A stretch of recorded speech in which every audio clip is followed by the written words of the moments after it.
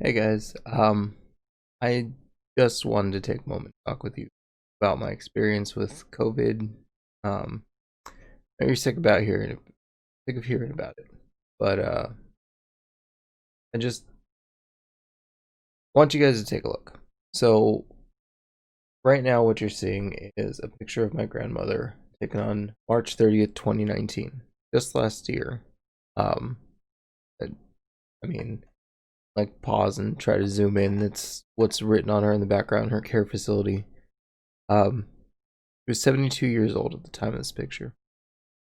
In June of 2020, she contracted COVID-19 in her care facility, and she was moved to quarantine and eventually to the hospital due to breathing complications and oxygen deficiency. And then what I'm going to show you now is a picture of her on October 21st, 2020, at 73 years old. Um, this was just 9 days before what was going to be her 74th birthday. As I was writing this script out, after seeing her on the 21st, the next day she passed away. So on October 22nd at around 4 p.m., COVID had just ruined her organs to the point that she wasn't able to deal with it.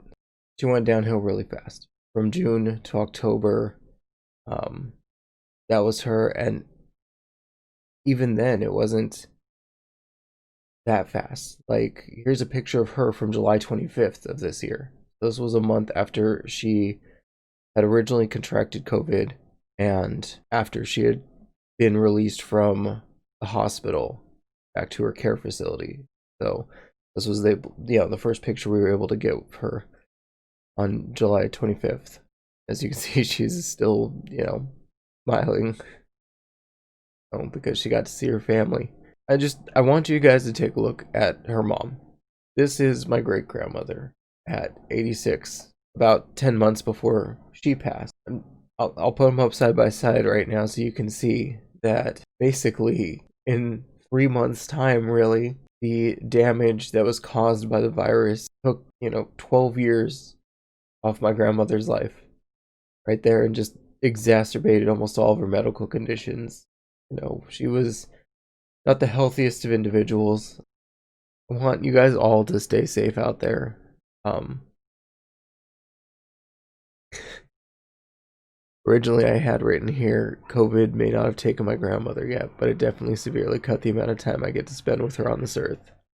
The only reason I wrote this is, and especially for all the rest of you conspiracy theorists out there who don't know me, don't know anything about my character, yes, I'm reading this script. I made this script. There is nobody else. Um, and this is mainly because the anger and rage that I feel towards those that have turned this into, some kind of partisan issue or thinking it's some kind of hoax.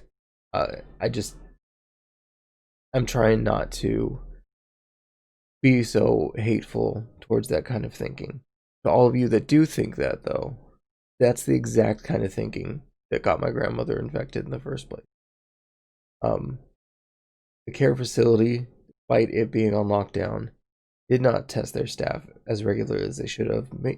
Some of it was early, so testing wasn't exactly super accessible, and it literally only took two of these people outside of work to not take the virus seriously. I don't know who did it. I don't know, what their character is like, but not keeping themselves safe outside of work put about 10 individuals in the home into COVID territory. And, that's 10 full blown families. That's not just 10 people. Those two people caused 10 people, caused 10 families who had to worry about, their moms, their grandmothers, their grandfathers, their dads. They've been robbed of this time on their planet. Look, if you're in the US, I don't care what part of the political spectrum. It's just, virus has nothing to do with the US.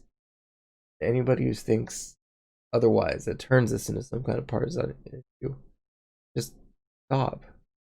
1.1 million deaths worldwide as of me recording this.